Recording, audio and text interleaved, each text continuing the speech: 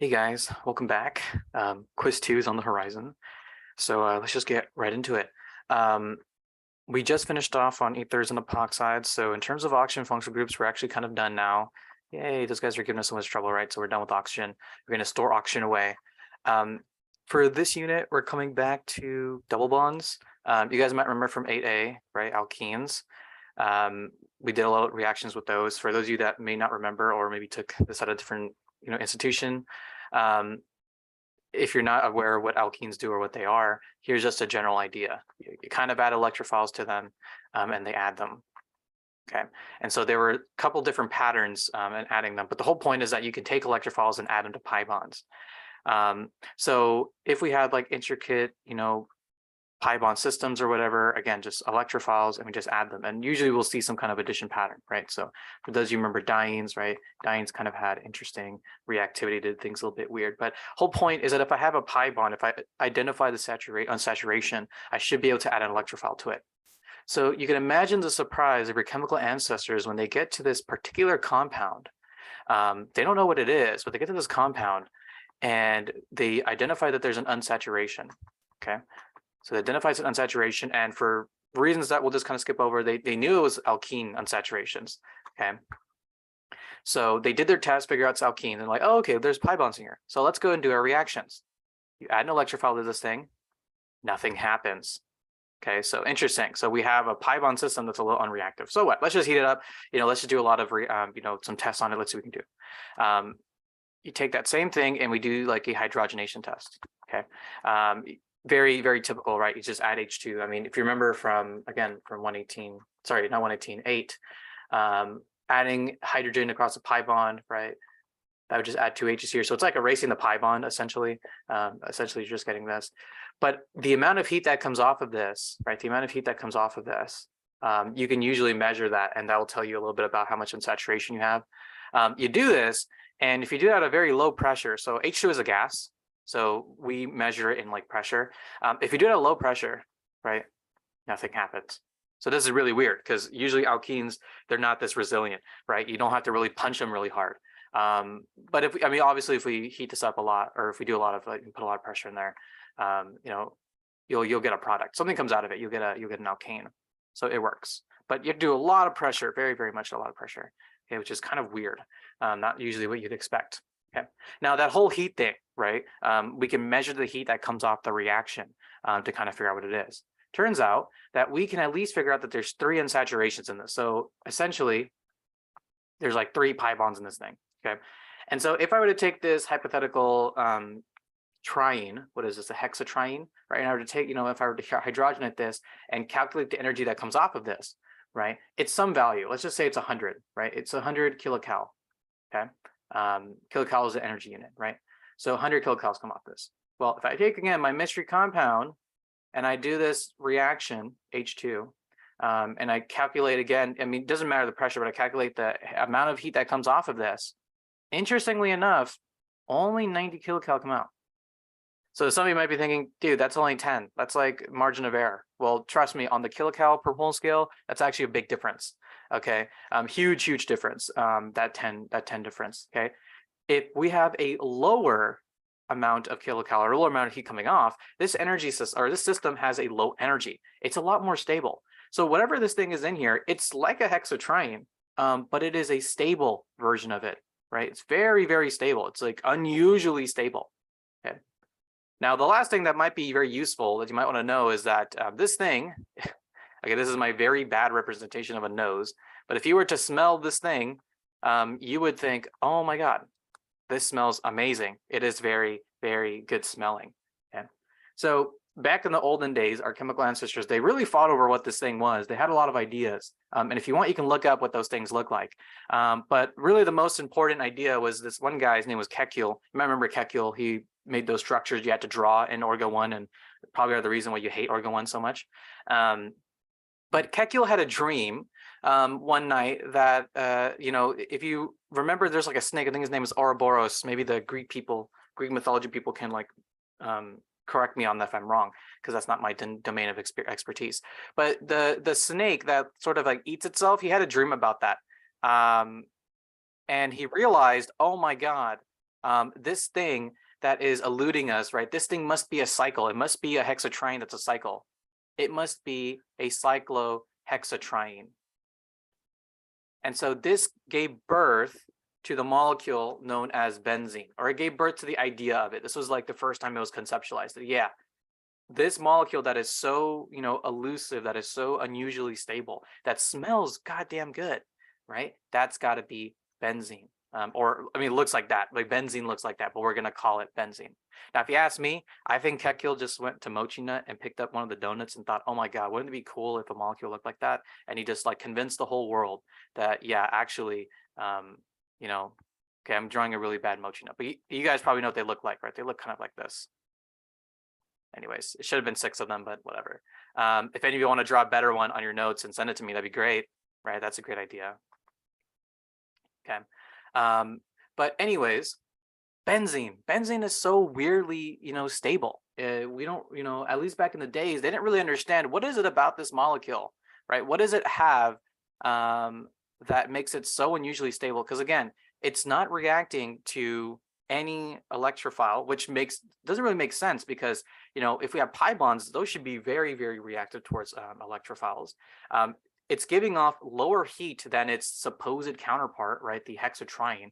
Actually, the real experiment they did was they calculated what a random cyclohexatriene, what the energy would be in that, which is kind of the same as the linear version that I have on the screen.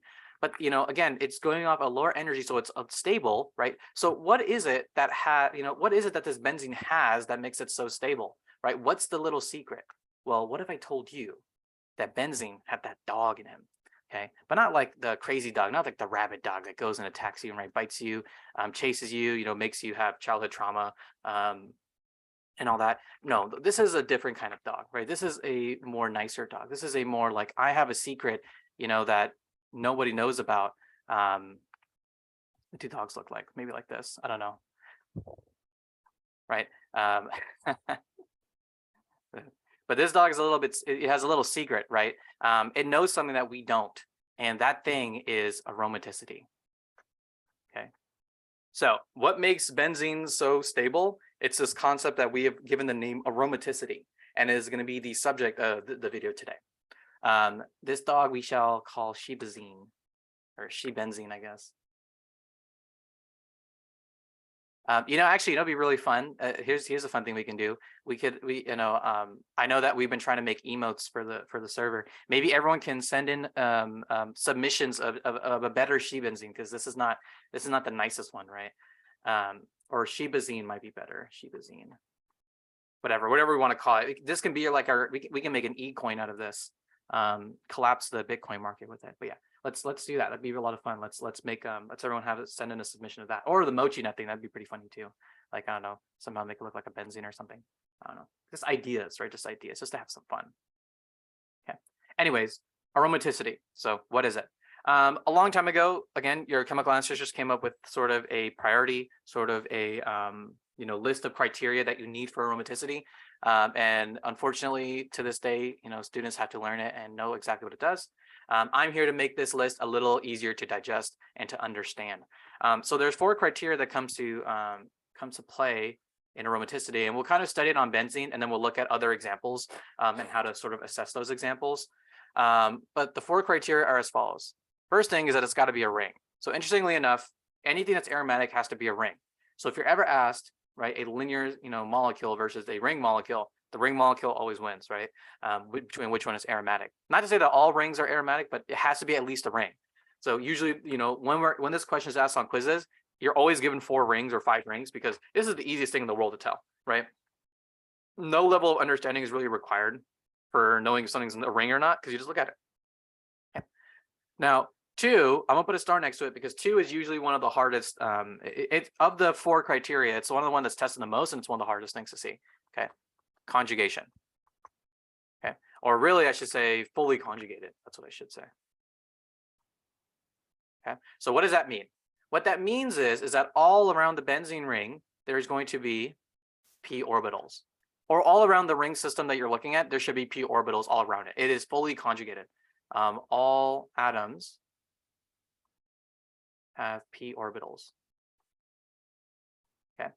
Now,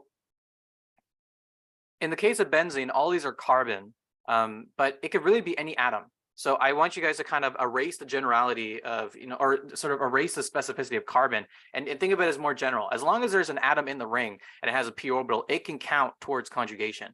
Okay, and we'll see again. Let's talk about carbon first, and then we'll talk about the other heteroatoms that can be involved. But yeah, all these atoms have to be conjugated, right? They all have to have a p orbital. Okay. So, a great question then is if all of these have to have p orbitals, right? Before we go on to the next two criteria, let's actually just remind ourselves what's in a p orbital or what has a p orbital. So, what has p orbital? So, what are some things that I can look for just so I can, very quickly just mark, I think this thing has a p orbital just to check for conjugation. Okay. Well, the first thing, right? Let's use different colors for this so we can separate them, right? The first thing is just pi bonds. Okay. So if we think back to 8a, right, what a p orbital does, primarily what a p orbital does is it makes pi bonds. Okay. So if I have a molecule with pi bonds, I should always mark that carbon as, okay, that has a p orbital, or I should at least think in my head. Maybe marking might be useful initially, so you can start to, visualize what it is that you're looking for, and then, slowly work up to the point where your brain just does it instantly. So benzene completely hits the mark on that, right? All these atoms have pi bonds, right? So they're all going to have p orbitals as well because they're all pi bonded, right? They have to. Okay. Another good example, right? Let's actually, sorry, I meant to put this as like a, okay, there we go. Oh, shoot, I messed up again. There we go. Okay, cool. So this is one of my favorite molecules. This is called imidazole. This is benzene. This is imidazole. Okay, imidazole, right? Again, anywhere I see a pi bond, right, I'm going to mark that it has a p orbital. So here, here, here, and here, right? Instant. That's something I don't even think about. I just see a pi bond and I think, okay, that's got to have a p orbital. So I'm not really stressed about it.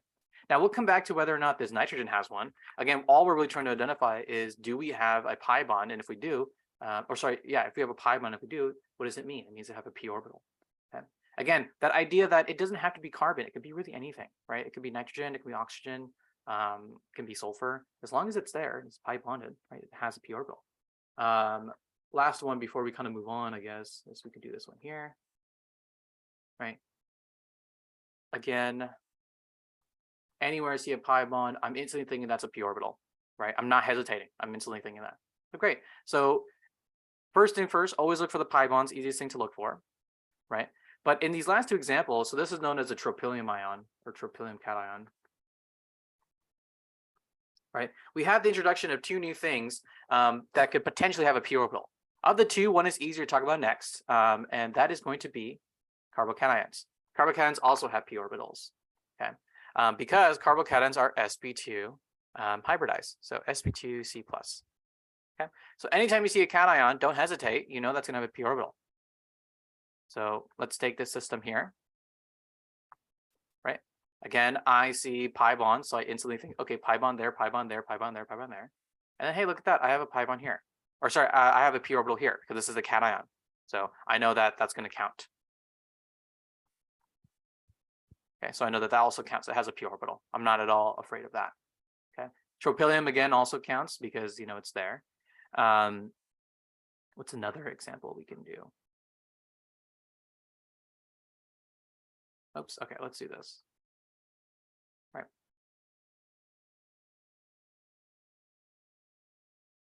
Again, p orbital here, p orbital here, and then again we have a cation, so I know that this position has one. Let's just make this a positive for now. Let's just do that for now. We'll put that there. Okay. Again, I mean, you can kind of tell that this at some point it just ends up becoming, just drawing lines through pi bonds and charges. But for sure, if you see a pi bond or a positive, I am not worried at all, right? I know for a fact that that's going to have a p orbital. Okay. So where do things get a little trickier, right? Where do things get a little bit harder to visualize? Well, the last thing that can have a p orbital, right, it's going to be lone pairs. And so let's actually just talk quickly about lone pairs before we get into this discussion, because we are going to make a bit of an assumption it's incorrect. It's an incorrect assumption, but for the way that these aromaticity problems work out, it actually ends up being okay that we make this incorrect assumption. Okay, so you guys might remember that let's say we have a carbon, right, with 3 bonds and a lone pair, right? This carbon would be negatively charged. And so usually what we'll do is we'll erase the lone pair, and whenever we see a negative, we just imagine that that negative just means that there is a lone pair. Okay, so that's kind of where the lone pair comes into play. So every time I see a negative, I'm thinking that there is a lone pair there. Now, a carbon with a lone pair, that's a carbon with 4 groups on it. So we would usually mark this as sp3, which means that it has no p orbitals whatsoever. Okay, so now you might be thinking, okay, anytime I see a lone pair, that must mean that it's sp3, no p orbitals. That's it, no p orbital. So why are we even talking about it? Well, it turns out if you put a pi bond next to an electron lone pair, and again, all that matters is that it's a lone pair. I have it on carbon now, but it won't matter later. So we'll come back to that. Okay, but if I have a lone pair next to a pi bond, that lone pair is actually going to become sp2. Or sorry, that carbon is going to become sp2. That carbon is now sp2 because the lone pair will be in a p orbital. So what gives, right? Because I thought the whole point of being sp3 was that we have 4 electron groups trying to be as far apart as possible.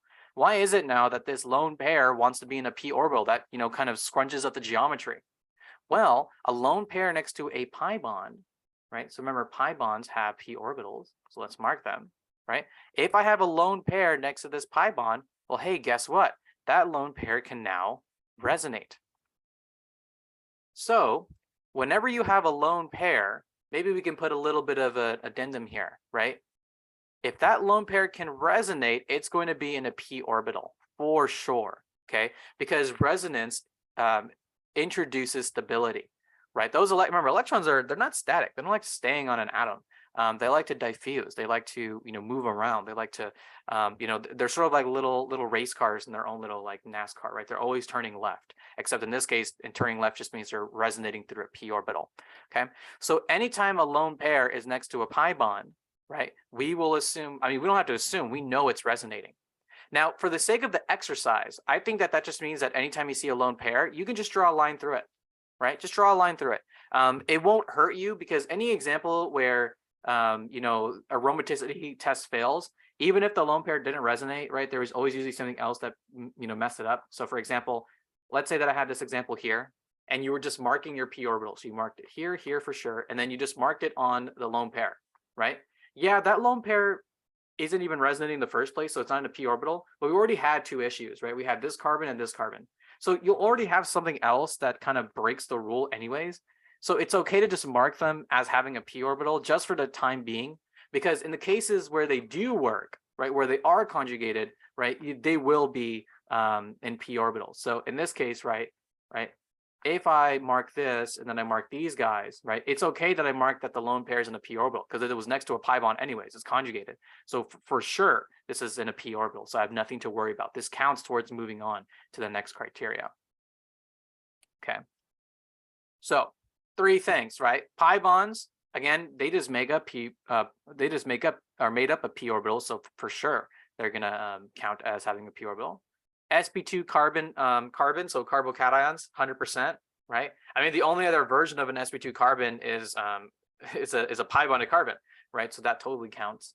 Carbocation just always, we don't have to worry about it like a positive charge. It's always going to have, it's always going to be in a p orbital. That's what it kind of means. And then lone pairs, right? Just remember, a conjugated lone pair is what actually resonates and is in a p orbital. But it's okay for the sake of the exercise to make that slight mistake of, let's just mark it, right? It's okay if I, if I have this, right?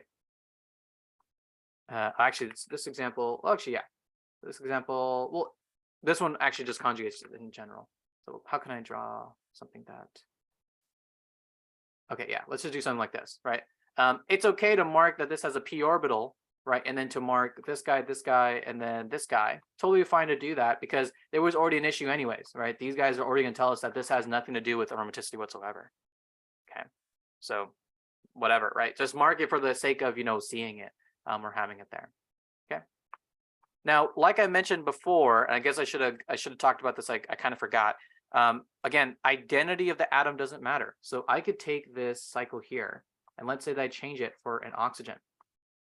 right? Let's say change it for an oxygen, or actually for the time being, let's just make it a nitrogen. Just make it a nitrogen for right now. Okay, right? So I take this and I turn it into a nitrogen. So instead of being carbon with a lone pair, it's nitrogen with a lone pair. Again, I instantly mark my pi bonds, right? And then I say, hey, look at that. I have a lone pair here. Yeah, it's not on carbon, but it's still there. So I'm going to go ahead and mark that too. Okay. So keep in mind that heteroatoms also count.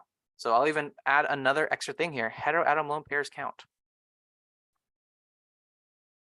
And you can usually always just check those off. Usually always just instantly check those off. Those are totally fine, right? So if I have like a nitrogen here with a lone pair, that's exactly, these are almost identical in system in terms of electronics, right? If I have, let's say, an oxygen here, right? Almost identical in electronics. Now, some of you might be wondering, wait, oxygen has 2 lone pairs, right? So does that make a difference? And there is a little bit, we have to talk about that, but we'll talk about that in the last requirement. So right now, it's just important to recognize that oxygen has a lone pair, and that's good enough. I'm happy with that, and you guys should be happy with that too. Okay, so these guys are sort of similar in system.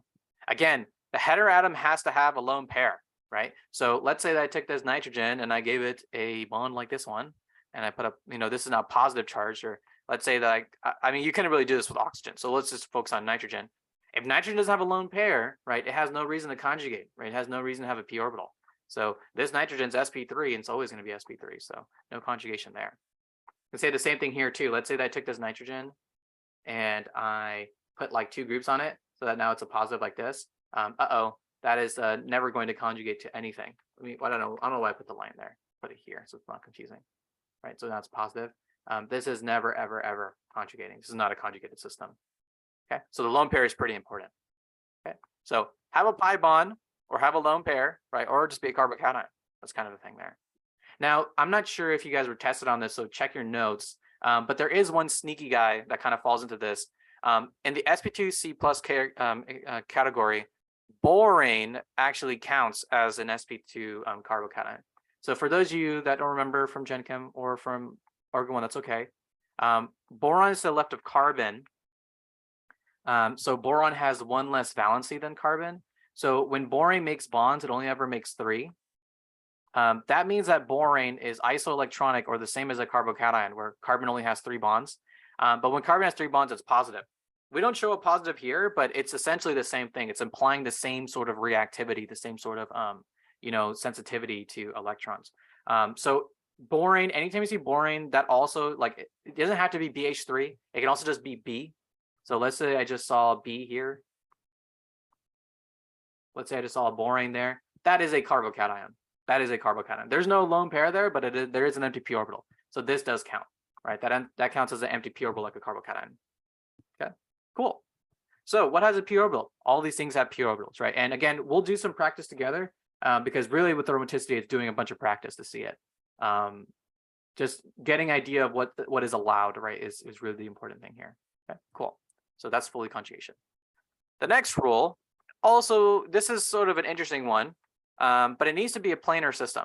Okay, so this might seem a bit cheeky to some people. So for those of you that remember, sp2 systems are typically always flat because that's what it means to be sp2, right? It's trigonal planar, it's flat. So usually anytime you see like a fully conjugated system, you think, oh, that's got to always be flat. Well, it turns out there are certain systems that are not going to be flat. And hopefully, in lecture, you've seen the examples that are not flat. So it's actually up to Dr. Levens to show you in lecture what is not flat. Okay. Despite being fully conjugated, some things will not be flat, and there's a good reason for them. We'll come back to what that good reason is, but there is a good reason for what might not be flat. But for the most part, you can assume that anything you see on paper is going to be planar, unless you saw it in lecture and you were told, hey, this thing is not flat. One really good example of this is this molecule here. I know you guys have seen this one. You guys have definitely seen this one. Everyone sees this one. Okay. This molecule here, if I go through the first 2 criteria, in terms of being a ring and then being conjugated, yeah, right. It's fully pi bonded. So if it's fully pi bonded, it should be flat. But it turns out, actually, for some reasons that we'll get to in the next criteria, this molecule actually adopts this boat-like character, or this boat-like conformer. Kind of looks like, someone, it kind of looks like a friendly little giant, like a giant, very big guy. Anyways, this boat conformation prevents it from being planar. And so because of that, instead of being marked as aromatic or not or anti-aromatic, we call it a non-aromatic molecule. It's literally the same as if I just had a 4 carbon bonded system, or sorry, 4 pi bonded system.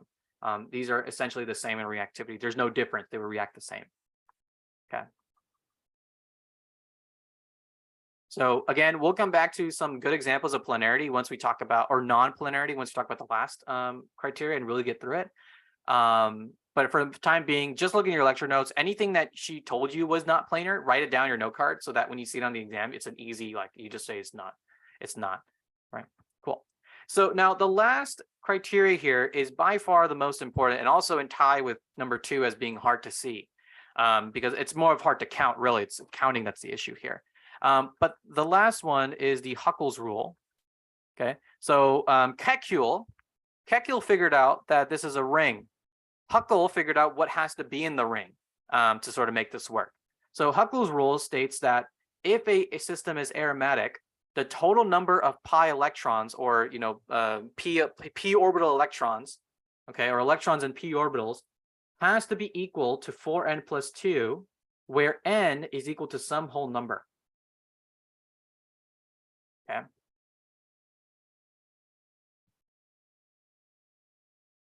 So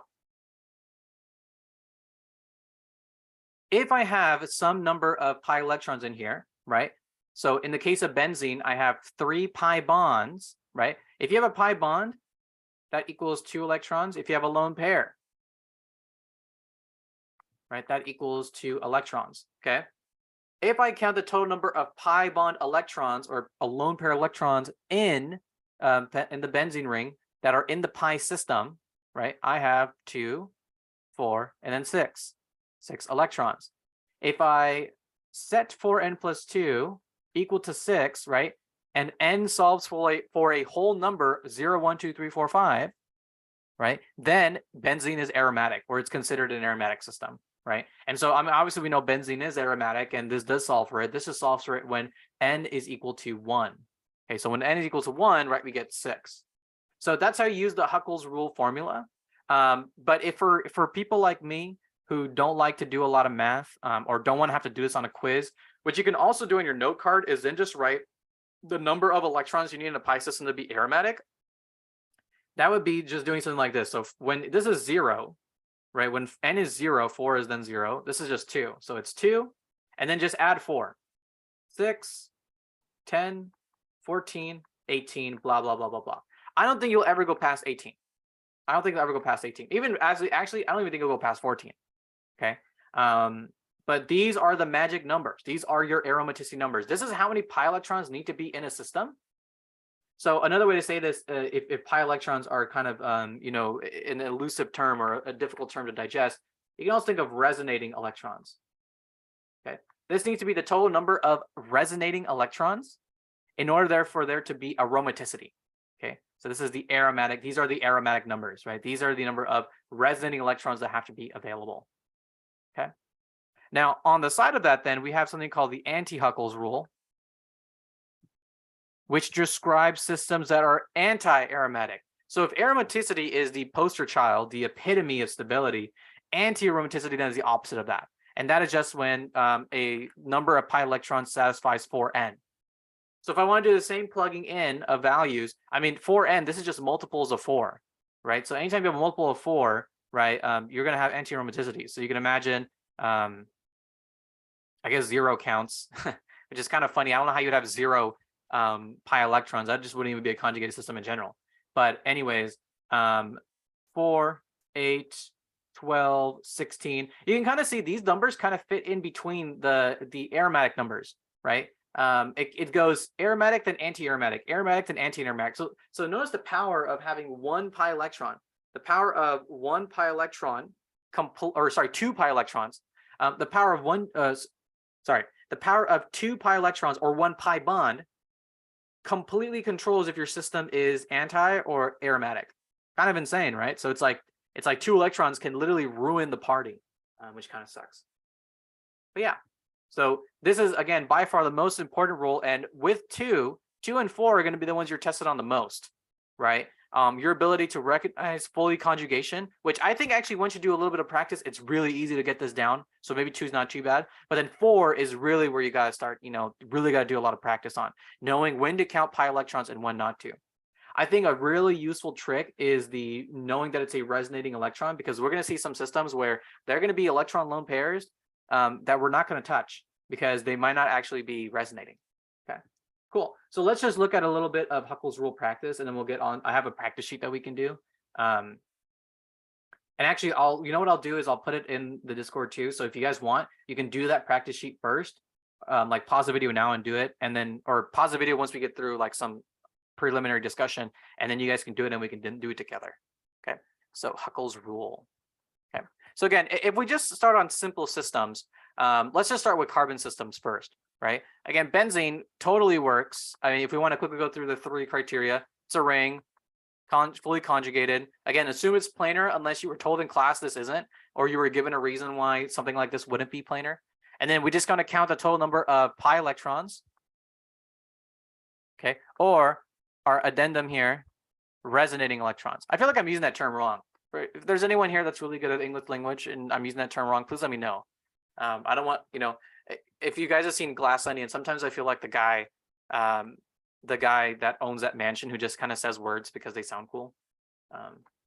Cool. Anyways, so we're going to go ahead and add this in too as well and say, okay, resonating electrons, right? That's what we're looking for. So when we look at this pi bonds here, again, pi bonds, for those of you that maybe were not too good at resonance or kind of forgot, pi bonds will always resonate into each other, right? Like we can draw reasonable resonance forms where these guys can kind of break each other and move around.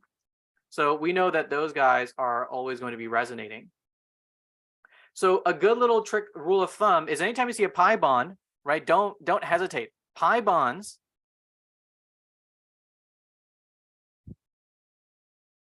always mean pi electrons, because they're in the pi bond, right? And pi bonds will always be, I mean, they're made of pi orbitals, so they'll always have pi electrons, okay? So anytime you see a pi bond, that's always pi electrons. You don't have to hesitate on those. So I'm instantly going to go ahead and count those guys. Let's give this a color. What have I not used yet? I don't think I've used blue yet. So we'll do Huckel's rule in blue. So pi bond, pi bond, pi bond, okay? Those guys for sure are going to be pi electrons. I'm not even hesitating on that. Right, so that's going to be 6 pi. I don't see any lone pair I have to worry about or think about, right?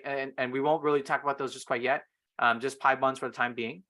But yeah, we're going to go ahead and say that this is 6 pi electrons. And if I kind of up here just quickly write down the magic numbers, right? Those are going to be 2, 6, 8, not 8. Sorry, it's a multiple of 4, 10, 14. Right, that satisfies 6. So this is definitely an aromatic system. Yay, nice. So first one completely done. Cool.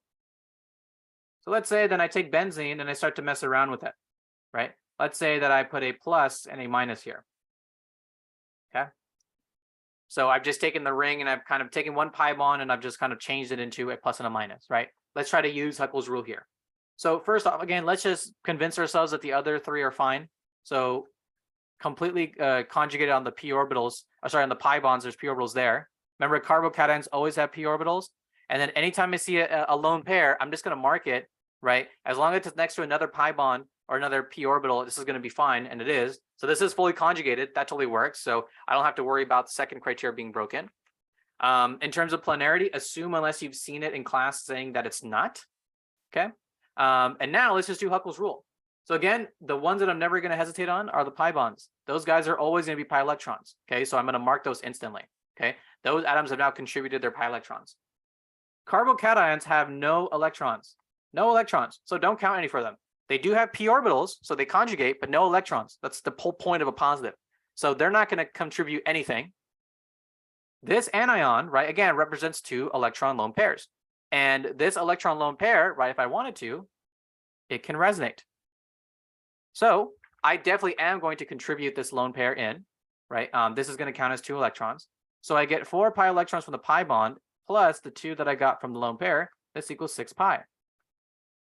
That's definitely going to work, right? Because that, if I look here again, that's my magic number. So this is an aromatic system. You know, another thing that might help for those of you that, again, have trouble seeing the resonance, one visual trick you can use is if the lone pair is on a quote unquote sp3 atom, right, it will resonate. So what does that mean, right? What does quote unquote sp3 mean? All I mean by that is that the atom that it's on just looks like an sp3 atom, or it looks like it's on a non-pi bonded atom. So this carbon atom here doesn't have a pi bond, like it is not double bonded. So I think it looks sp3. I'm going to go ahead and count those electrons as pi electrons in because they resonate. So if this is kind of confusing, right, you can kind of forget it if the resonance things work for you, or you can kind of think of it as if the atom doesn't have a pi bond, so no pi bond, looks sp3, right?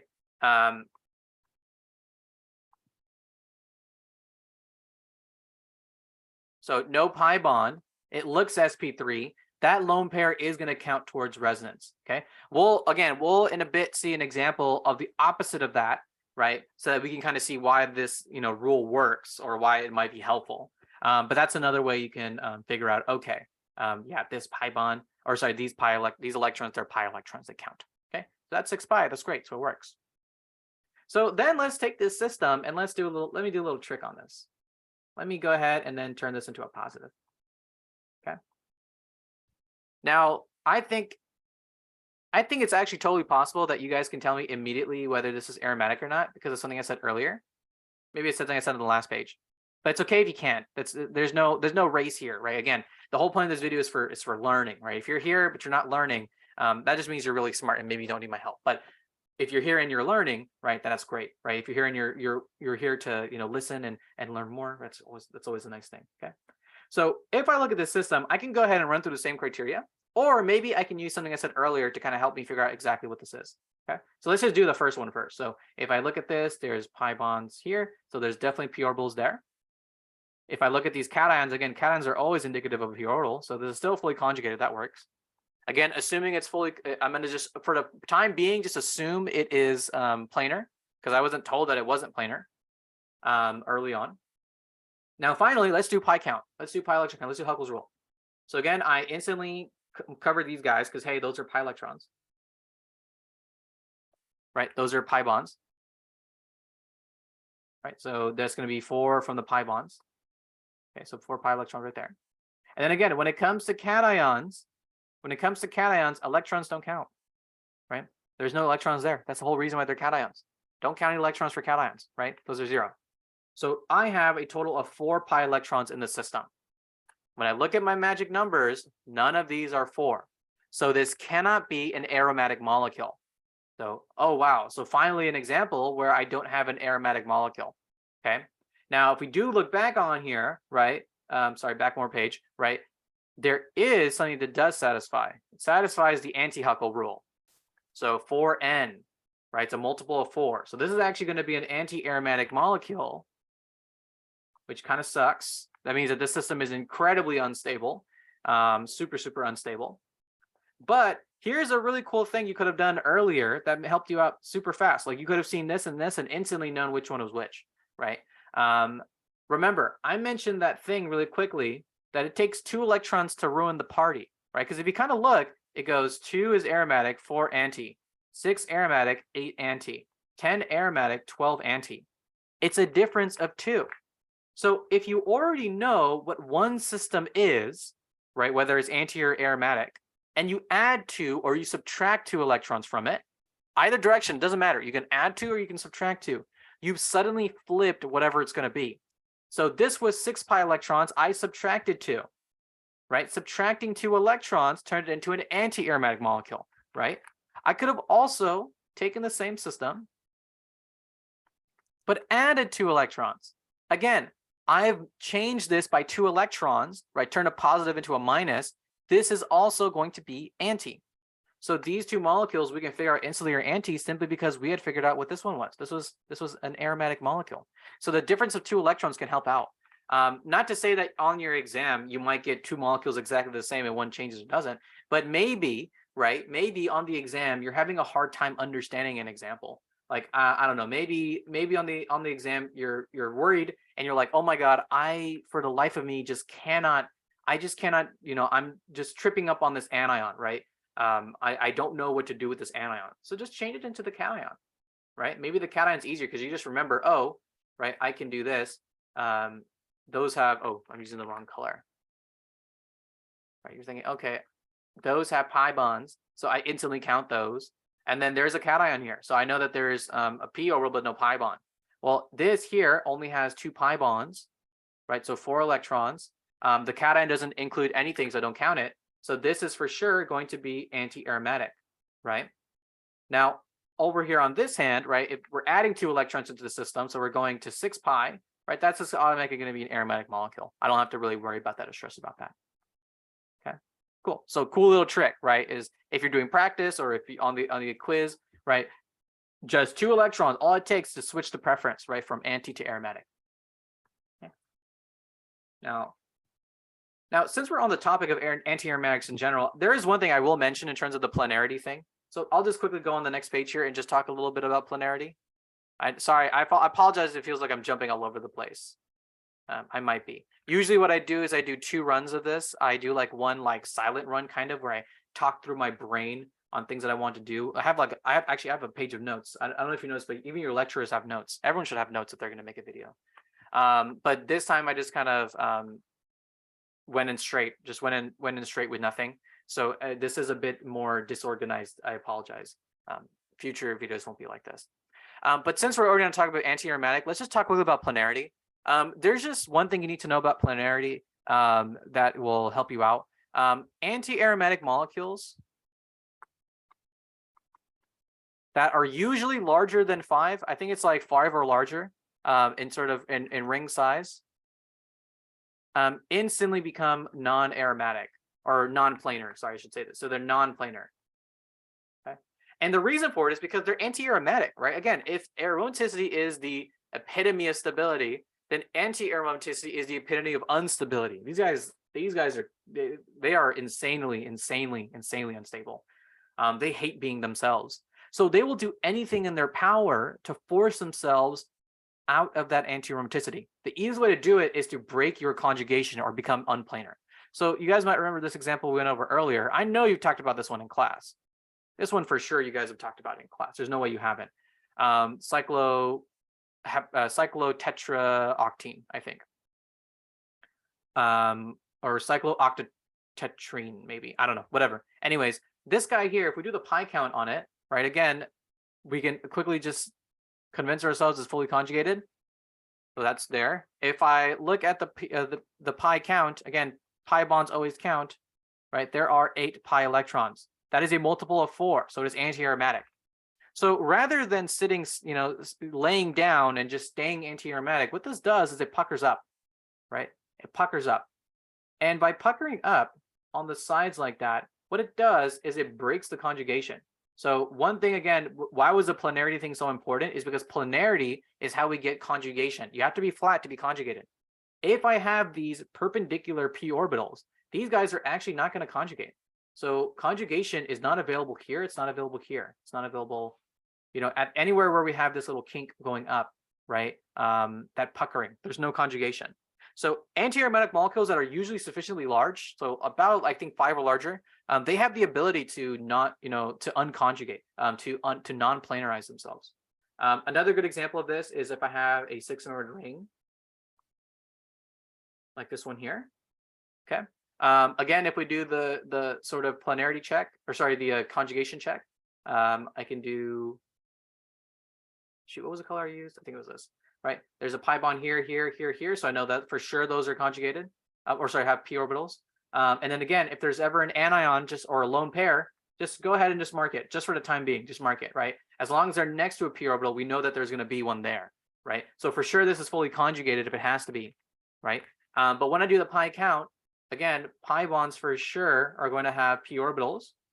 So there's 4 pi just off of that, already not off to a great start, right? So there's 4 pi right there. And then again, what do I do with these electrons here? So I know that there's 2 electrons in them, so they would count 2 as each. So either I can think, okay, I know this can resonate, so I know that that counts as pi electrons, because resonating electrons are pi electrons. Or I can think, okay, this carbon here looks sp3. It doesn't have a pi bond. So I know its lone pair is going to count because that lone pair is going to be in the p orbital. Okay, so both of these are going to count electrons. So we're going to add another 4 pi. Uh-oh, that is 8 pi. So we started off bad and we ended off bad. This is anti-aromatic, right? But instead of staying anti, what this 6-member ring can do is it can take sort of like a chair conformer type thing, right? So remember chair conformers, right? Chair conformer comes to the save here, right? These anions just end up being puckered out on the tips. So this is non-conjugate. So this is actually not non-aromatic. Okay. So if you're ever wondering what's the difference between, anti or like how do I know if something's non-aromatic? One of the ways is that it's a non-planar molecule, right? It's something that is conjugated, but it forces itself out of plane. Now, one thing you'll notice is that I kind of have to show you a couple of these examples, right? Like it's not like I force you guys to think and figure it out on your own. So that's why if you see something in lecture, it's very likely that's that thing is what's gonna, be on the exam as the non-aromatic type. It's really hard to know without, empirical data or someone telling you. This here is just a very good, it's just a general rule of thumb. If anything is larger than 5, I think even the 5-membered ring, this one you might want to check your notes on. I think even the 5-membered ring, if I drew like a anti-aromatic version of this would be this here, right? Because again, fully conjugated, because we have pi, and then we have cation. And then if I count my pi bonds, that's 4 pi electrons. Cation doesn't give anything. So this is 4 pi. I believe this actually takes an envelope type shape. So if you imagine like opening an envelope, right? If that's like the fold of the envelope, right? It takes an envelope type shape. I believe it does this. So it forces itself to be out of plane. But I'm pretty sure this is what it does. I might be wrong though. You might want to check on that. The one shape then that kind of can't avoid this is then the square, right? Because square and triangle, right? Square and triangle, those are less than 5. They really kind of lose out in this whole thing. So let's actually then look at these guys really quickly to see, how to do their counting for Huckels and stuff. Like let's do some examples with these guys. Okay, so I'll just draw 3 out, and then I think I've actually a couple of these are on the worksheet too. So it doesn't hurt to do these now and see them later too. But let's do these real quick. So if I have this guy here, right, again, how to check for full conjugation, I just think, okay, pi bond. So for sure, those are going to be, those have p orbitals, so it's fully conjugated. I have a line through every atom. And then when I think about planarity, again, just assume for the time being it's planar, unless you were shown in lecture that it's not. Again, it's less than 5, so it's probably going to be planar. When I do my Huckels count, right, so pi bond, that for sure is going to count. That's 4 electrons. This is going to be anti-aromatic. So this molecule can't really pucker out of shape. There's no really way to do it. So it's forced to be anti. But again, one really cool thing just to know is that anything anti-aromatic is always seeking to be not aromatic. So what ends up happening actually with the cyclohexabutene, or cyclobutadiene, sorry, that's what I meant to say. So this is cyclobutadiene. I don't know why I said the hexabutadiene. That was funny. Cyclobutadiene, what ends up doing is a reaction called the 2+2, where 2 of these actually add together. So look at that. These guys will literally dimerize just to avoid being anti-aromatic. So in a sense, if you're given this representation, this is anti-aromatic, but this would be non-aromatic, right? Because it's not even conjugated. And that's kind of the point. It forces itself to be non-aromatic because it doesn't want to have that anti-aromatic destabilization. Okay, so cool little fact there. That's what that does. Okay, let's just quickly do these other 2, right? Again, very quickly, right? Pi bond, so p orbital, cation, p orbital, and then just for the time being, I'll say this anion has a p orbital. Totally got that down. It's fully conjugated. Again, if we do the pi count, we have for sure 2 here. And then an anion, again, as long as it can resonate or it looks sp3, right, or that atom doesn't have a p orbital, or sorry, doesn't have a pi bond, right, we're going to count that anion. So this is going to be 2 pi there. This is 4 pi, so it's the same as this guy. If you think about it, this is just a resonance form of it, right? These are just resonance forms of each other. So that's anti-aromatic. Looking at this one, maybe someone can just instantly think about, or I said that like someone was here, sorry.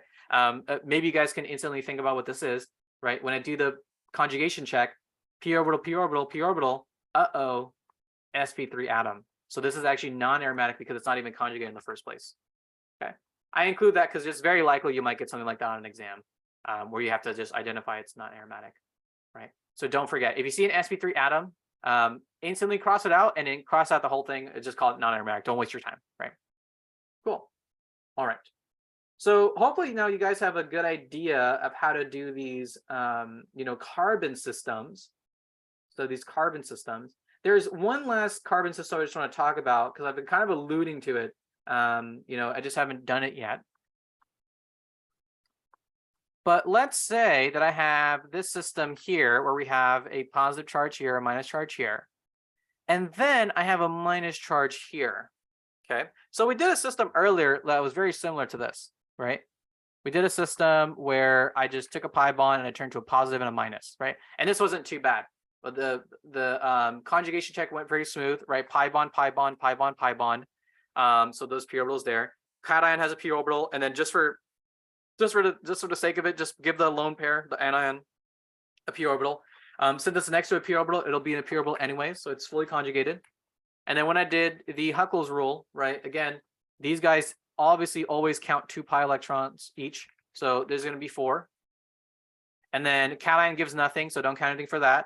And then this lone pair, again, it can resonate or it looks sp3 or it has no pi bond. So we count this as well. So it's 6 pi, right? So what do we do then when we have an anion on an atom like that? So an anion that is, on a carbon that is double bonded. Well, this is where that kind of rule comes in, or that thing that I've been kind of saying, right? So if an atom looks sp3, or like it's an atom with no pi bond, right? Count the electrons.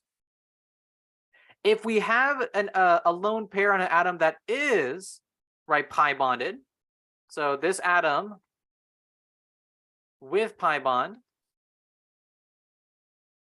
don't count the lone pair. So look at that. Everything has an equal and opposite response, right? Okay. So we're not going to count the lone pair there. Okay, so this is what I mean. So if this looks sp3, right? If this atom looks sp3, this is what I mean when I say the atom looks sp2. Okay, that's what it means when an atom looks sp2. Okay, and so there is a really good reason for this. There's a really good visual reason for this. So I'll kind of give you guys a visual reason and then maybe some less visual reasons for those of you that just like, they're having a hard time seeing it, right? If I were to draw sort of like, I'm trying to draw this like in a 3D way, like a flat way. Right, trying to look at this in a flat way. If I were to look at this from a flat perspective, right, a carbon that is like pi bonded. Okay, this looks really bad. How do I make this better? Whatever, we'll just do it like this. Okay, a carbon that is pi bonded, right, its p orbital is being used up in the pi bond. So actually, let me go ahead and just draw all the pi bonds in, right? So I have those pi bonds there. A carbon atom, or any atom in general that has a pi bond, is using up its p orbital and its pi bond, right? That's the whole point of the pi bond, is it's using up the p orbital.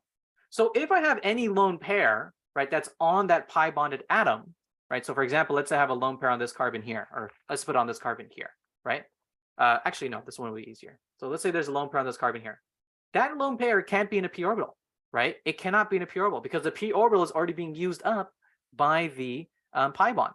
If anything, this electron pair is going to be in a perpendicular orbital, right? Actually, let me make this lone pair green. Maybe you guys will see in a second why I want to make this green, right? That lone pair is going to be in an orbital that's going to be perpendicular to the system, okay? So it can't be in a conjugated orbital. This is a non-conjugated orbital. And really, it's in a non-conjugated sp2 orbital, right? Remember, pi electrons are in p orbitals. They're in the pi system. So they have to be in these parallel, vertical orbitals. This lone pair on this sp2 atom cannot be, right? On the other hand, let's say that I get rid of this pi bond and I put a lone pair on this atom here. Because there is no pi bond, right? So there's no pi bond on this carbon, right? That means that if I put a lone pair on this carbon, it can be in a p orbital, right? It has the ability to be in one. There isn't anything taking up that pi bond, that p orbital, right? There's no pi bond to take it up. So in this case, yeah, this guy can be in a p orbital over here.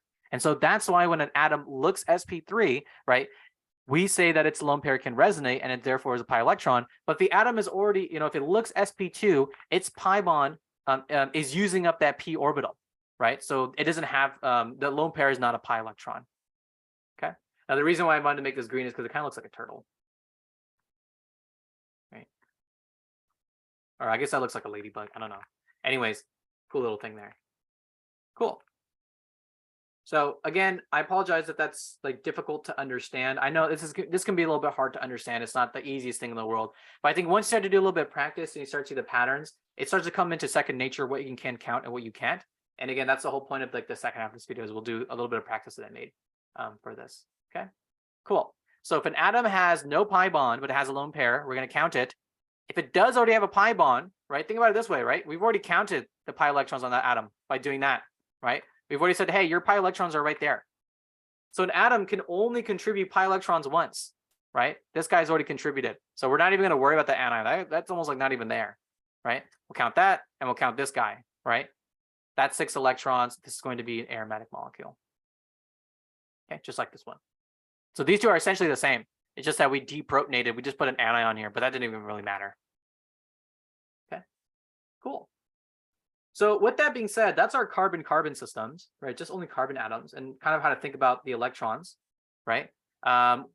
Anytime we see a pi bond, we know that counts as pi electrons. Anytime we see a cation, we know it counts for conjugation. So this would be 2 pi electrons, right? This would be 0 pi electrons, right? And if there's an anion on a non-pi bonded atom or an sp3 looking atom, right, that counts as 2 pi electrons. But if I have a lone pair on a carbon that is already pi bonded or any atom that is pi bonded, right? Hey, guess what? We're not going to count it. That doesn't count at all. That's 0. Okay, because that atom has already contributed to the Huckel's rule, right? Its p orbital is occupied by the pi bond. Okay, cool.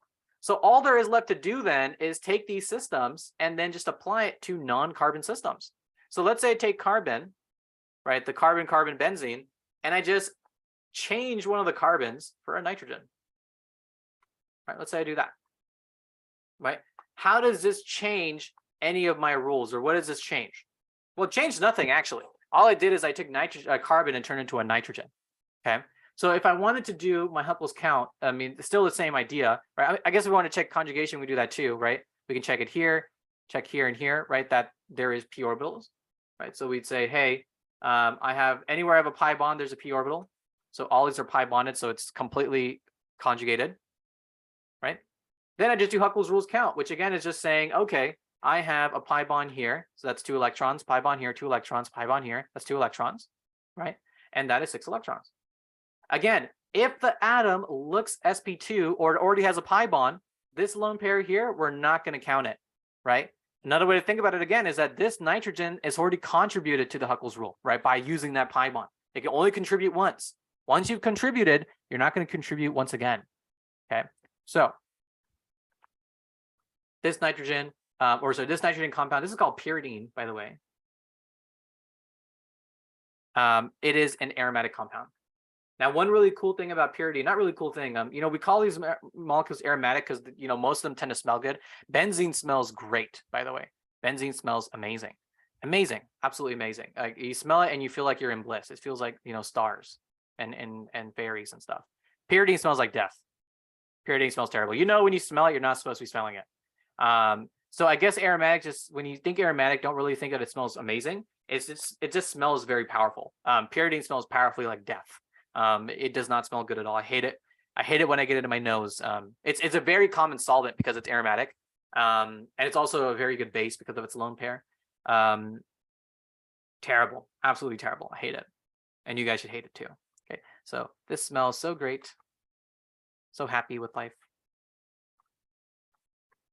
But this is terrible. This person is dead because they smelled pyridine.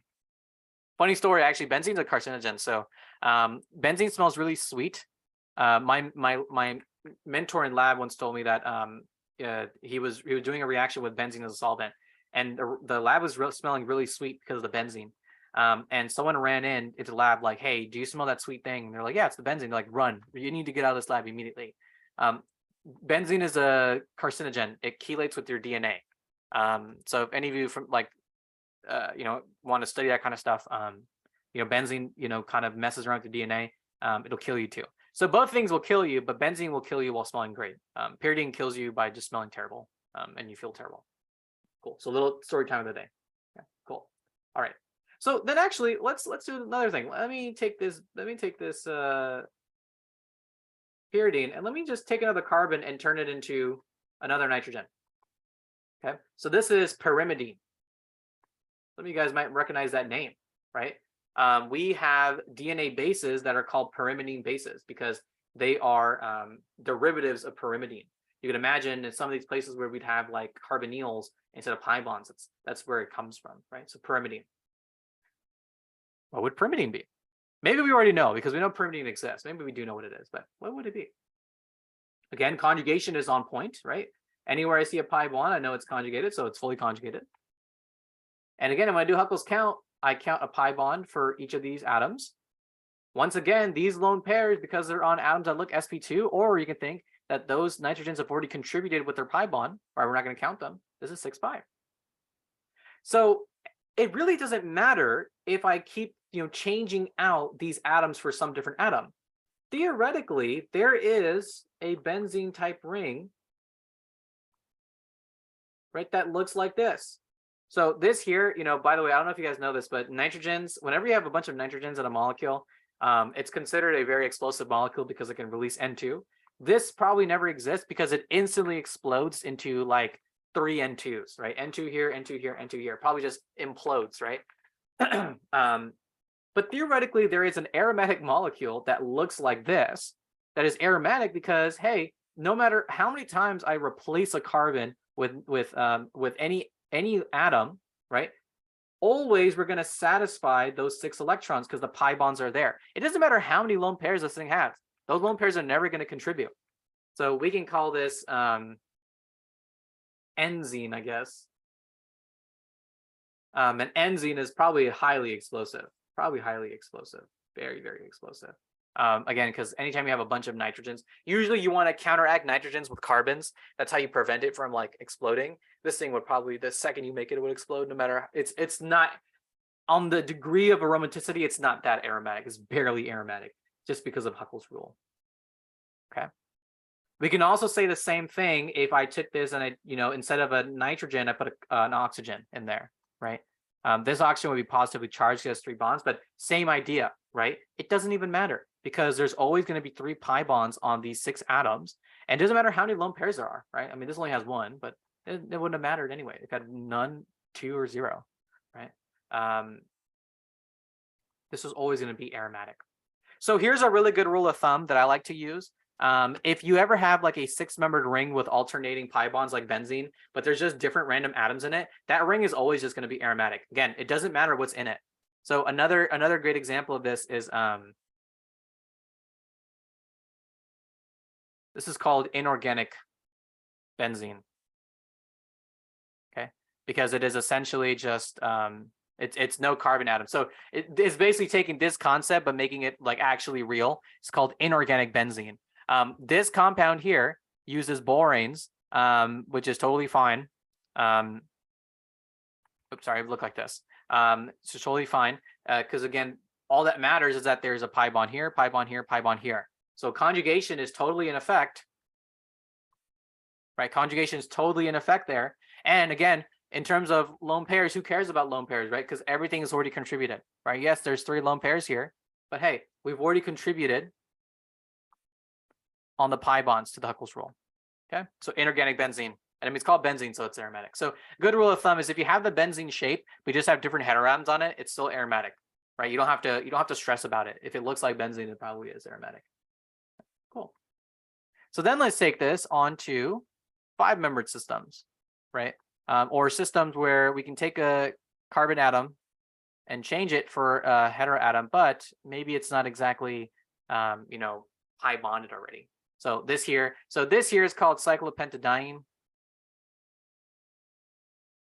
Just some names, so I can call it these names. You guys know exactly what I'm talking about. And this is known as pyrrole. Okay, this is known as pyrrole. So I'll get rid of this. So cyclopentadiene is pyrrole. Let me put it up here. how do we feel about pyrrole? So again, if I do my sort of conjugation check, right, I can say that, hey, there's pi bond here, pi bond here, pi bond here, pi bond here, right? So for sure, those p orbitals are there, right? And then again, I see a lone pair on this heteroatom. So heteroatoms with lone pairs, I can also just go ahead and say, yeah, that has a p orbital, right? I'm not at all worried about that. Okay, especially because it's, again, as long as a lone pair is next to a p orbital, I mean, who cares, right? It'll probably conjugate. I mean, it will conjugate, not probably. Okay, so we got that out of the way. And then when I do my pi count, right, again, pi bonds instantly count. But hey, what about this lone pair here, right? Do we count that lone pair? Again, just like with the carbon atom, if it looks sp3, right, it looks sp3, or it doesn't have a pi bond on it, I can go ahead and safely say that that lone pair counts. So I'm going to go ahead and I'm going to count that lone pair. So that's going to be 2 pi electrons there. So 2 here, 2 here. That is going to be 6 electrons. That's our magic number right there. Okay, our magic number. So again, as long as the heteroatom looks, I mean, it can be a carbon atom too, as long as it looks sp3, no pi bond, has a lone pair, we're going to count that lone pair. Okay. If I change it with oxygen, though, there might be an extra issue, though. There might be something that might, stress us out a little more. Right. 2 lone pairs. 2 lone pairs. So what do we do then? Right? Because these look almost exactly the same. But if I count that lone pair or not, right, it changes everything. If I count this lone pair here, that becomes 8. If I don't, it becomes 6. So it's literally, again, it's making or breaking it. It's either anti or it's aromatic. Well, again, something I said in the past might help you figure this out. But I mentioned, right, when we have those sp2 atoms, right? So when we have, let's say, pyridine with that lone pair, right? Well, hey, pyridine already, the reason why we don't count this lone pair is because pyridine has already contributed its pi electrons once, right, with the pi bond. So if we just take this concept, just apply to the oxygen, right? Oxygen can only contribute once, right? It can't contribute twice, because if it contributed twice, I mean, that would be breaking a lot of rules, okay? That'd be breaking conjugation rules. So if there is an atom with multiple lone pairs like an oxygen, right, we're only going to count that lone pair once. Another common, person that does this is sulfur, because they're in the same group. So this is thiophene. Sorry, so this is thiophene and this is furan. Just some vocab terms. Okay. Thiophene and furan both have 2 lone pairs, but they only contribute once, right? Because we can only add to Huckel's rule once. An atom can only add once to Huckel's rule. Okay. Cool. So with that being said, then, we can be given a molecule very complex. How can I think of a complex molecule? Oh, maybe not too complex, but maybe a molecule that kind of incorporates all these concepts in at once. Maybe something like this, imidazole. Remember I mentioned imidazole earlier, right? And hopefully we can confidently say whether imidazole is aromatic or not after doing our criteria check. Okay. So if I do my conjugation check, right? Pi bond here and here, so we know that there's p orbitals. And then again, this nitrogen looks sp3. Oh, sorry, let's not use that yet. Nitrogen has a lone pair on it, right? So that lone pair probably going to be conjugated. I mean, not probably, it is, right? It is going to be conjugated. So for sure, this is fully conjugated. Again, just to remind you guys, if this nitrogen didn't have that lone pair, this wouldn't be conjugated. So let's say that I had 2 hydrogens here, right? And it's positive, no lone pair. There's no lone pair, that heteroatom cannot conjugate, right? Same thing with carbon, right? Imagine the same thing with carbon. If carbon had 2 hydrogens there, right? Doesn't have that lone pair, this is not conjugated. This is not aromatic, right? So same thing here. Oops. Okay, cool. So in terms of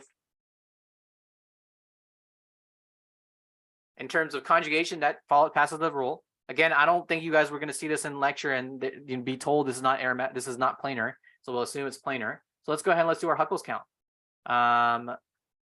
Again, anywhere we see a pi bond, we're going to instantly say, okay, that pi bond counts. So pi bond here, that's 4 pi electron. And then now we've kind of run into that conundrum, but in 2 different ways, right? We have 2 of these lone pairs here, one on a nitrogen that's pi bonded, one on a nitrogen that's not. Which one counts? Again, use whatever rule you want to, right? Several that I've given to you in this video. You can think what looks sp3, what looks sp2. You can think who has a pi bond, who doesn't. You can think who can resonate their lone pair, who can't, right? Either one that you use, just use one. I'll use what I think is the easiest. This nitrogen does not have a pi bond, so its lone pair counts, right? It looks sp3.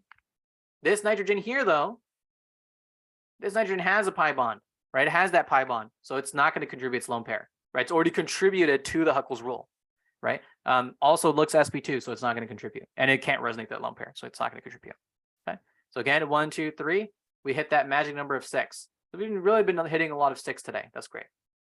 Okay, cool. So with that being said, hopefully that helps you guys understand the monocyclic rules for Huckels, for aromaticity, especially on the Huckels rule extent.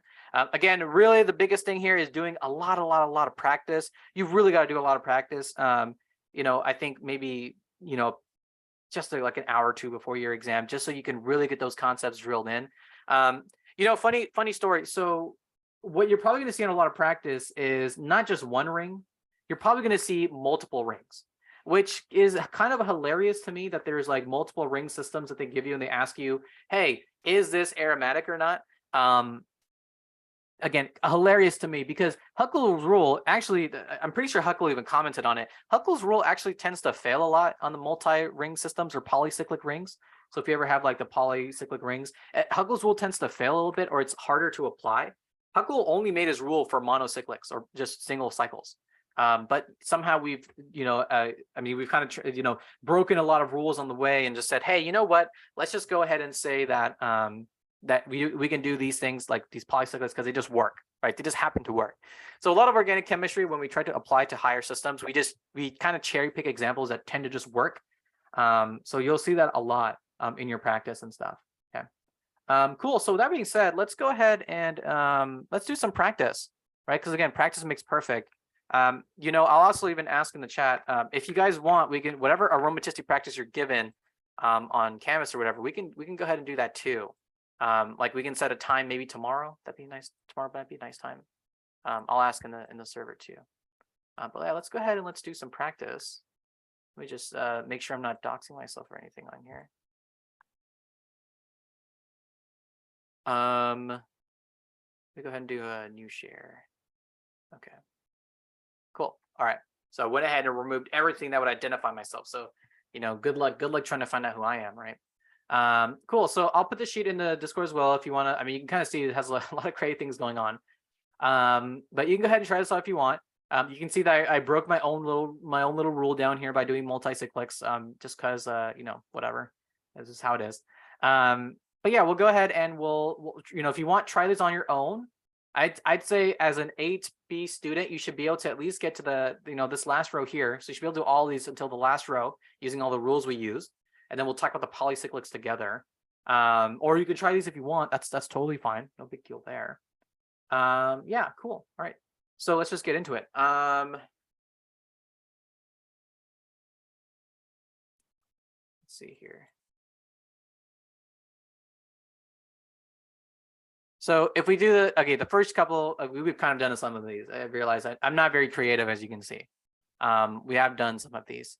So, you know, if you want, you can go ahead and remind yourself what the first 3 are, but I'll just quickly do them, right? Just for the sake of trying out and, you know, helping you see these.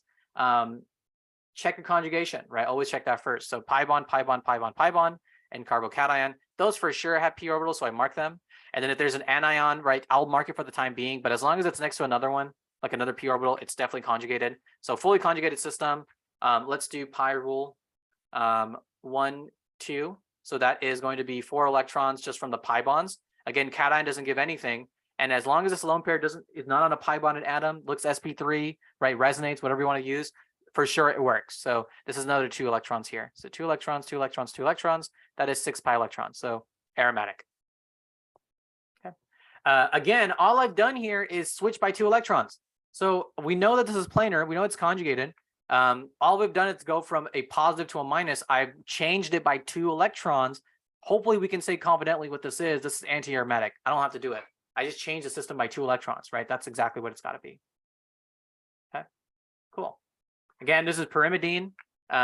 It looks like benzene to me. It just looks like we just replaced 2 carbons with a nitrogen, but we will still do this, right? Pi bond, pi bond, pi bond, pi bond, pi bond, pi bond. So p orbitals there, fully conjugated.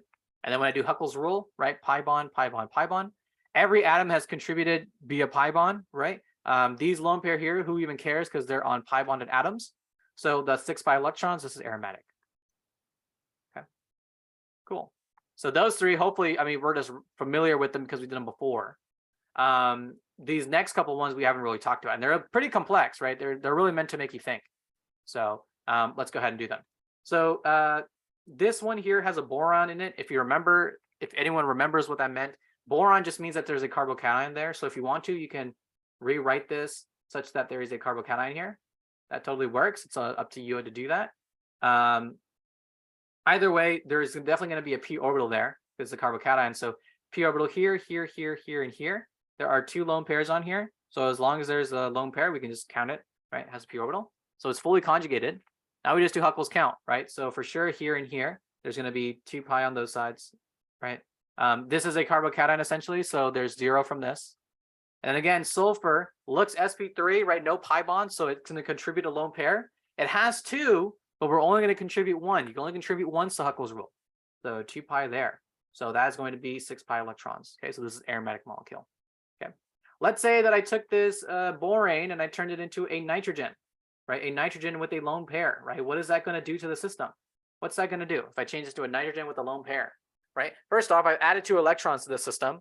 So I've now made it, you know, the opposite of what it is. So if this was aromatic, right? I've added 2 electrons, it's now anti-aromatic. The other thing is, remember, this actually looks like that thing we talked about. So hopefully on your note card, you have your examples of what counts as not aromatic, right? Those those anti-aromatic molecules that non-planarize. This is one of those examples, right? Those 6-membered rings where we have 6 electrons. This will just pucker into a chair. And so now this is not conjugated. So this is actually non-aromatic, right? But it's good to recognize first that it's anti-aromatic. Again, rings that are usually 5 or larger, they can just non-planarize. Unless you're a triangle, unless you're a square. Right. I realized we didn't actually go over the triangles when I talked about this. So we have a whole section on triangles. We'll go over that. Okay, cool. All right. Now this last one, again, maybe you can apply a rule that we talked about. You can if you want to or you don't want to.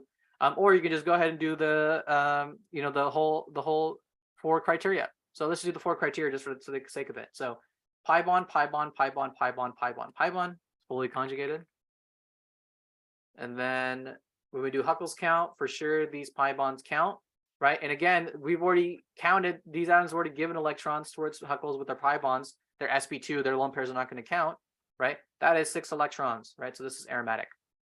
Now, what's another thing we could have said that maybe helped us figure this out in 2 seconds, right? The same thing we said for pyrimidine, the same thing we said for pyridine, the same thing we said for pyrrolium. We talked about this. I just didn't call it what its name was. This is pyrrolium. Right? What are we saying under our breath? We're saying that it looks like benzene, right? These look like benzene. It looks like I just took a carbon atom out. I replaced it for a nitrogen and I replaced it for an oxygen. So I'm not hesitating that looks like that is an aromatic compound, right? It has those 3 alternating pi bonds in a 6-atom ring formation. Okay, cool. So then these 2, then apply the same rule, right? All I did was replace carbon, nothing changes. This is still aromatic. Okay. So we'll just move on from that one. So aromatic, this one here. All right, on to this one. So let's do our conjugation check, right? We have pi bonds here, here, and here. We have a heteroatom with a lone pair, and we have a carbon with a lone pair. So we're just gonna go ahead and count them. Again, as long as they're next to p orbitals, it's gonna count. So that works out. That's fully conjugated if it has to be. Assume it's planar. Let's go ahead and do Huckel's rule. So pi bond here, pi bond here. Again, nitrogen is already pi bonded, is already contributed. Who cares about the lone pair, right? We're going to ignore it. But oxygen looks sp3, doesn't have a pi bond, right? It still needs to contribute. It's going to contribute one of its lone pair, not both of them. And then obviously, right, these electrons here are going to contribute. See, so 2, 4, 6, and then 8. What's this going to be? So it looks to us that this is going to be a anti-aromatic molecule because it's 8. But again, systems that are usually 6 or larger, this one's probably a little bit harder to visualize. If I had to guess what this would look like in conformation, it'd probably look a little something like this. Yeah, this one's a little bit difficult to visualize, but it'll probably look something like this. Where it's kind of like, this is like towering over like a bridge, kind of. So I'm trying to show that it's like, no, I'm trying too many atoms. There we go. So something like that, where this is like sort of like a bridge. That's what I would guess what the conformation would look like, just to avoid all those planarity or that anti-aromaticity issue. Okay, so I would say this is non-aromatic given the 5 or larger rule for anti-aromatics. But yeah, hopefully you don't get something like this, right? So I would say non-aromatic. So then what happens if I change that minus into a positive? What does that change this into? Right? I have effectively changed the system by 2 electrons. Changing by 2 electrons switches the preference. It is now aromatic. So this is a very happy molecule. This is for sure flat. For sure it's flat. Cool. All right, this here, I think this is called an oxazoline. I think so, or isoxazoline. I'd have to check, honestly. Heterocycled nomenclature is something I'm working on currently. Oxazoline. It says oxazoline. Let's check. Or no, oxazolone. Oh, okay, I think it is an oxazoline. It is an oxazoline, so I was correct. I was looking that up. So this is an oxazoline. Don't worry about that. That's just heterocyclic nomenclature. But again, let's just go through this. What color did I use this one? So pi bond here, pi bond here, pi bond here, pi bond here, and head around with the lone pair. Counts. So it's fully conjugated. Let's go ahead and do our pi count. So pi bond here, pi bond here. So 2 there, 2 there. Again, nitrogen here has a lone pair, but we're not going to count it because it's already pi bonded. And the oxygen, we're going to count a lone pair because it's not pi bonded. So 2 there. So 6 electrons. Okay. Again, we can kind of apply a rule here, right? And say that, hey, that same rule that we did with benzene, where we replace a, we replaced a sp2 carbon, right? How we replace an sp2 carbon with like nitrogen. And that makes it, that still stays the same. You can kind of do the same here as well. So replacing an sp2 carbon with sp2 nitrogen, right? Nothing really changes. It still stays aromatic. You can say the same thing here because isoxazoline is just like furan. And we talked about furan a second ago, right? Furan is just, it's aromatic, right? But if all I do is replace an sp2 carbon with, again, a heteroatom, doesn't matter how many lone pairs it has, right? It's always contributing via the pi bond into Huckel's rule. So it's still going to be aromatic. Okay. So again, you don't have to use these rules. I'm just, I'm saying things, just maybe one thing just clicks with you and you like it. Cool. All right. Move on to the next one. We have this compound here. It looks kind of like a furan. Maybe it is, maybe it isn't. But we'll do our check real quickly. So pi bond, pi bond. Again, lone pair, lone pair, lone pair, right? We're just going to go ahead and mark them. That's fully conjugated. But do pi count. Definitely going to do that there. And then again, same kind of concept we've been going through this whole video, right? Really the hardest thing, I think, on aromaticity. We're going to count those lone pairs, right? They look sp3, no pi bonds on them, right? Whatever you have to say, those atoms have to contribute somehow.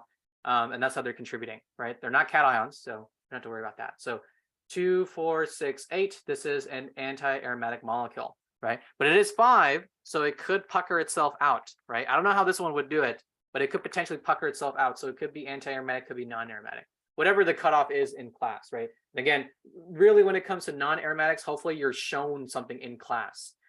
Usually you're shown in class that non-aromatics, because again, how do you know without some like really good guideline? Cool. All right. So this here is a pyrazole, sort of distant cousin of the imidazole. So maybe by knowing what imidazole is, right? Because imidazole is just this here. We know what imidazole is. Maybe we know what this is. But these guys are distant cousins to each other. This is just a pyrazole. Okay. But how does this work? Okay. Again, we'll do our conjugation check. Pi bond, pi bond, pi bond, pi bond, heteroatom with a lone pair, fully conjugated. Okay. If I do my Huckel's check, right? 2, 2, or 2, 4, right? Again, we're not going to count these guys. And then this, again, whatever reason you have to use, this works, right? It's not pi bonded, so we're going to count those. So 6 pi electrons. This is aromatic. Again, this is a distant cousin of imidazole, right? It looks just like imidazole. This is the nitrogen. sp2 nitrogen just moves up one, so it shouldn't have surprised us that this was aromatic. Okay, cool. Now onto the triangles. We didn't really talk about the triangles. We didn't really talk about these, which is okay. Now we're going to talk about them now, which is good. So if I do this one here, right? I mean, maybe someone can instantly tell me what this is because you see something that tells you exactly what this molecule is. This whole time we've been doing molecules where we always have a pi bond or a lone pair or a cation, right? But hey, guess what? This has an sp3 carbon. This is the same as saying, right? Let's say there was a nitrogen here instead, but a nitrogen with like 2 bonds on it. And then the same as saying like an oxygen, but I guess with like 2 bonds on it, right? Absolutely no possibility for conjugation. Absolutely no possibility for conjugation. So these are just non-aromatic completely. Cool. All right. So move on to this one where we do have a cation. So now we do have some conjugation, right? So we have pi bond, and a carbocation. Oh, and always has the p orbital. So fully conjugated. Let's do Huckel's count, right? We have a pi bond. And then again, cations contribute nothing. So this has only 2 pi electrons in total. Remember, the magic number is 2, 6, not 8. I keep making that mistake. 10, 14, right? This satisfies 2. So this is an aromatic compound. Okay. So we finally seen a system that only has 2 pi electrons, which is great, right? Because now we have the ability to say that we have seen that. Okay, so that's great that we have that. Okay. So what happens then if I take this and I put a minus on this carbon here? So if it's hard to see visually what I'm doing because of the way that pi bond is drawn, that's okay. I'll just draw it over here. What kind of compound is this? Take a second to think about that. Maybe pause and think about that, right? Again, no matter what I put on this carbon, so this carbon here, no matter what I put on this carbon is already pi bonded. So whatever is contributing to Huckel's rule, it's already contributed, right? It's already contributed by that pi bond. This could be an anion. This could have been a cation. It could have been a radical. It doesn't even matter, right? Doesn't matter what charge I put on this carbon. If I put an extra lone pair, nothing changes, right? This is not going to contribute. We've already contributed via the pi bond, right? So that atom already looks sp2. So no point in, thinking about whatever charge is on there. Okay. So anything that I do to this won't really change these 2 carbons. So if I change on these 2 carbons, nothing will do anything, right? Nothing at all, right? But if I change this a cation into an anion, so I'm changing this cation into an anion, now I am changing the number of electrons in that pi system, right? Now we're going from aromatic to anti-aromatic, right? Because now I've gone from 2 pi electrons to 4 pi electrons. Okay, cool. All right. And then if you want to, you can kind of think about conceptually how these two would be related, but let's just do the whole thing just to get the idea of it. So pi bond here, and a heteroatom with a lone pair, so fully conjugated. And then when I do the pi count, again, these 2 carbons will contribute that pi bond. So that's 2 pi right there. And then of these 2 electron lone pairs, because this oxygen looks sp3 or doesn't have a pi bond, we only contribute one of them, not the other. Okay, so this is going to be 4 pi electrons total, right? 2 pi, 2 pi, 4 electron total. This is anti-aromatic, just like this one is anti-aromatic. Again, these 2 systems, because of the fact that they're triangles, can't really force themselves out of plane. But they could do something funny, some kind of self-reaction or something to kind of avoid this. I know for this one, this compound just decomposes. It just decomposes back into its starting components, which is usually just O2 and a triple bond. So that's what this turns into, to kind of avoid being what it is. This here, I don't know what this would decompose into, to be honest. Cool. And then again, right, all I'm doing here is I'm replacing an sp2 carbon with an sp2 nitrogen. Hopefully we can conceptually say what's going to happen there. But if we can't, let's just go through it, right? We can say, hey, pi bond, lone pair, fully conjugated. And then we'll just do the count, right? Pi bond here, so we're not going to count this lone pair. And then we count one of these lone pairs, not the other one. So this is 4 pi again. This is anti-aromatic. Same as this one, 4 pi. Cool. All right, on to the last row or not the last row, actually. Got a couple more of these. It's quite a lot, actually. So let's do this. So actually, some of these I've already done. So we'll skip over those. So we'll skip over this one. We'll skip over this one because we've already done those. Yeah. Okay. Let's just go through these. Oh, we already done this one too. This is non-aromatic, right? So let's just go through these last 1, 2, 3, 4, 5, and then we'll go to the last one. Okay. Okay. So do this one. Conjugation. I'm just gonna use one color now. I'm getting tired of switching. But pi. And then again, lone pair. So we'll go ahead and say that they are pi. I mean, there's pi bonds and then there's a lone pair. So we'll say the conjugated. And then again, we'll count this, and this for sure. So 6 pi electrons instantly. We're not going to count these guys because they're on the pi bonded nitrogens. And then these guys are not pi bonded. So we'll go ahead and count those. So 4 pi from that. This is in total 10 pi. So this is going to be a aromatic system. Move on to this one, right? Again, fully conjugated. I'll just tell you that right now, just to move up, speed up in time. Pi, pi, pi. So that's definitely going to be 6 pi electrons right there. We have a lone pair and we have a cation. Cation contributes nothing. And again, this lone pair is not. I mean, again, it can resonate. It's on an sp3. It looks like it's on an sp3 atom. It's not on a pi bonded atom. It's going to count. So 2 pi electrons. So 8 pi total. That is a multiple of 4. So this is going to be anti-aromatic. Okay. Again, this would probably actually be non-aromatic because you can just, again, pucker out of space or something. So I would tend towards a non-aromatic, but it's just right now the point is just recognizing what these are, right? Hey, look at that. I changed the system by 2 electrons, right? Exactly the same. I changed it by 2 electrons. I turned this anion into a cation, right? So I turned the anion into a cation. So change that by 2 electrons. Hey, guess what? Now we have we have 6 pi electrons. So this is going to be an aromatic system. You can also convince yourself by doing the polarity check, the conjugation check, and then doing the count, right? So this would be 2, 4, and 6, and these don't contribute anything. Cool. All right. So then moving on to the last one on this row, and then we'll move on to this one over here, right? Again, in terms of conjugation, pi bonds here, here, here, here, and here. And then borane, remember that counts as a carbocation, and carbocations always have a p orbital. So there's that there. So it's fully conjugated. We have a pi bond here, and a pi bond here. Again, not going to count this lone pair. And also, I forgot to draw this one in. We're not going to count that one because we already have the pi bonds contributing for those atoms. Okay. Borane is a carbocation, so it doesn't count at all. So how many electrons is this? This is 6 electrons. This would be a really weird aromatic system. I don't even know what you would call that. Okay. On to the last one before we get to the multicyclics, or polycyclic, sorry. We have this here. This might remind you of the tropylium ion that we talked about earlier, that sort of 7-member ring. It's like this, right? Like that. Anyways, so it's like a tropyl, some kind of tropyl oxide is what I would call this. Anyways, pi bonds there, so p orbitals there, and then we have an oxygen with a lone pair, so we're going to count that. We have pi bonds here, here, and here, and here, so we know that those count. And then again, we have an oxygen with a lone pair, right? Again, no pi bond, looks sp3, whatever you got to use. We're going to count one of them, not going to count the other, right? So count one of them. So 1, 2, 3, 4, that is 8 electrons, right? This is going to be anti-aromatic, right? But again, because it's larger than 5, it'll probably be non-aromatic. Right, especially with I know with the tropyl systems, what you can do is you can get like a pucker like that. So I wouldn't be surprised if this is the same thing. Again, if I replace the oxygen with a carbon with an anion, this is not really changing anything, right? Because that's still just an atom with a lone pair, an atom that looks sp3 with a lone pair, right? This is just exact same as the oxygen, right?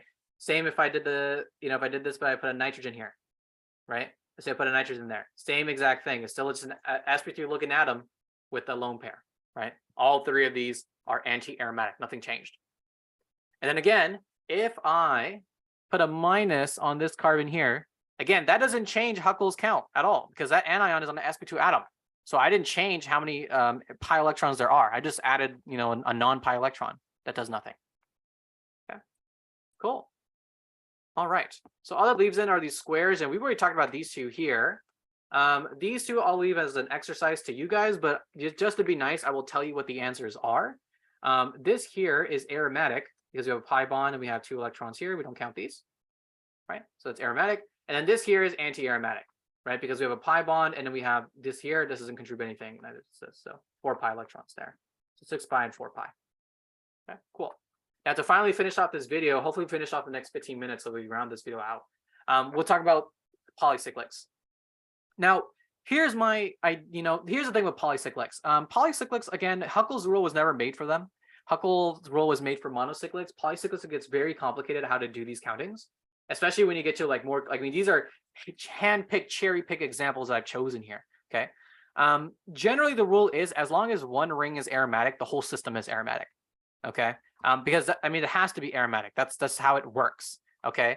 So for example, some of these you can probably just answer immediately just because you see that. Like there's a benzene ring here, so and a benzene ring here. So these have to be aromatic to some extent. Like they just have to be. That's just how it works. Okay. But we could still apply Huckel's rule to these. We just have to count every single pi bond. So pi bond here, here, here, here, and then the lone pair here, that's sp3 looking or not. No, it's not pi bonded. So 2, 4, 6, 8, 10. This is 10 electrons, so this is definitely aromatic. But we also already knew that because there was a benzene-like ring, right?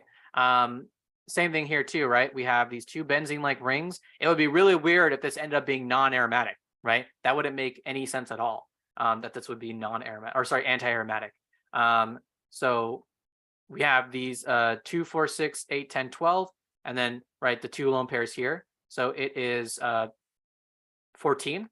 14 was kind of the higher end of the electrons, right? Of our count electrons. Okay.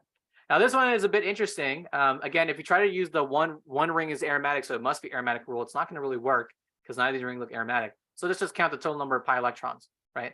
Pi bond here, pi bond here, pi bond here, pi bond here. No contribution, and there will be a 2 electron contribution here. So 2, 4, 6, 8, 10. 10 pi electrons. This counts as aromatic. If I change this cation into an anion, so if this were a minus charge, then this would be anti-aromatic, right? That would be anti-aromatic system. Okay, cool. Now there is a series of cyclic polyenes that you should be kind of familiar with. I realize I don't have them on here. They're just the series of rings that are fully conjugated. So, for example, these guys here. So we'll have that guy. So the 4-membered ring, the 6-membered ring, the 8-membered ring. This is going to be hard to draw. I'm gonna have to look this up because I don't remember how you draw this. Or I'm just trying to. Okay, let's see.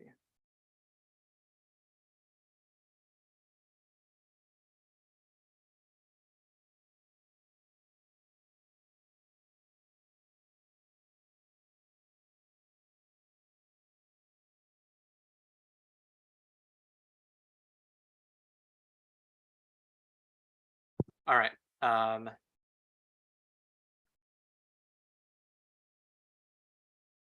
This should be 10.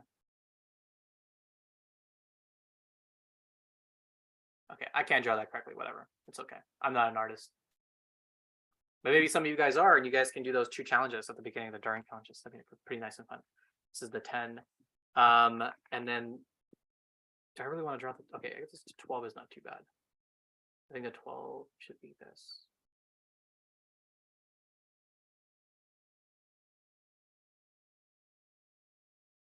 No, I messed up. Right? Yeah, I did mess up. Okay, there we go. That's the 12. And then the how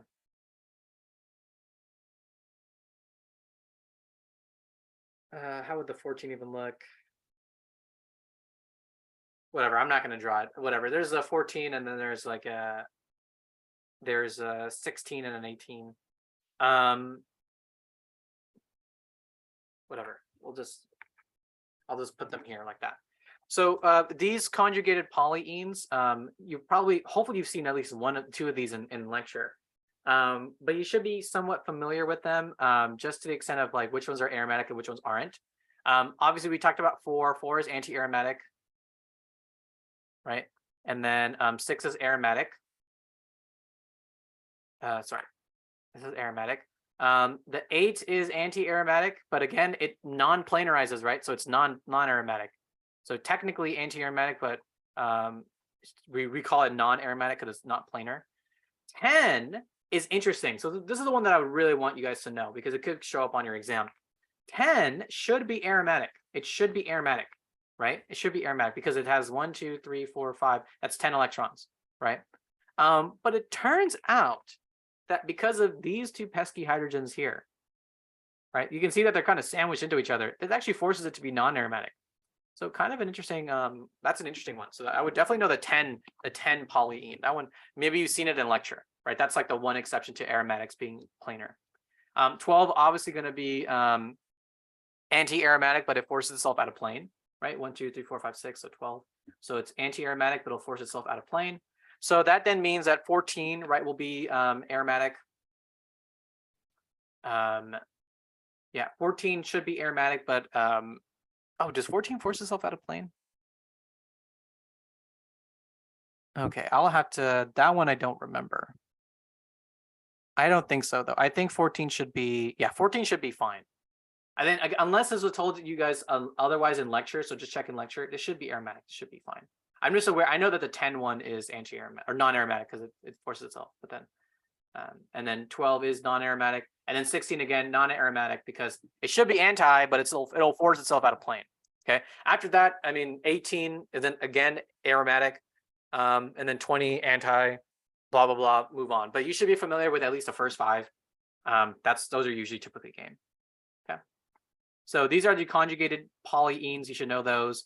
And then I mean, like let's say you get something like this. None of you should really be counting this, in my opinion. You should recognize that these are 3 benzene rings stacked on each other. That would be like an aromatic molecule.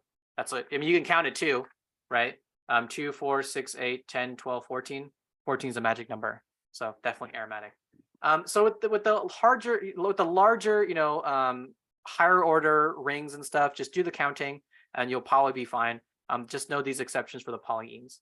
So for the last one here, this year, a lot of you probably know what this is, or probably have, I mean, a lot of you ingest this for sure. For those of you that are pulling the all-nighter right now watching this, you definitely have drank this or drinking at the current moment.